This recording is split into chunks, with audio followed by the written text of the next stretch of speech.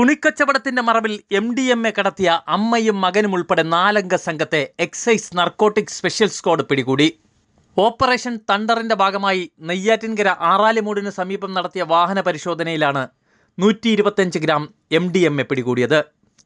ബാംഗ്ലൂരിൽ നിന്നും MDMA കടത്തിക്കൊണ്ടുവരുമ്പോഴാണ് പ്രതികൾ പിടിയിലായത്. ഈഞ്ചക്കൽ സ്വദേശികളായ കിരൺ, അക്ഷയ്, ബീന, സന്ധ്യ എന്നിവരെയാണ് ലഹരി വസ്തുക്കൾ കടത്തുമ്പോൾ എക്സൈസ് സംഘം പിടികൂടിയത്. ഈഞ്ചക്കൽ കേന്ദ്രീകരിച്ച് തുണിക്കച്ചവടത്തിന്റെ മറവിലാണ് ലഹരി കച്ചവടമെന്നാണ് എക്സൈസ് സംഘം പറയുന്നത്. പോലീസിന്റെയും എക്സൈസിന്റെയും പരിശോധനയിൽ നിന്നും കണ്ണുവെട്ടിക്കുന്നതിനായി 8 വയസ്സുകാരനെ കൂടെ ഈ കാറിൽ ഉൾപ്പെടുത്തിയിരുന്നു. ഇന്നലെ രാത്രിയോടുകൂടിയാണ് 4 അംഗ സംഘത്തെ എക്സൈസ് സംഘം ആറാലിമൂടിന് സമീപത്ത് വെച്ച് പിടികൂടുന്നത്. അസിസ്റ്റന്റ് എക്സൈസ് കമ്മീഷണർ മനോജ് സംഭവസ്ഥലത്തെത്തി പരിശോധിച്ചു. ഇവർക്ക് എവിടെ നിന്നാണ് ലഹരി ലഭിച്ചതെന്നും ലഹരി മാഫിയയുമായുള്ള ബന്ധവും എക്സൈസ് സംഘം പരിശോധിച്ചു വരുന്നു.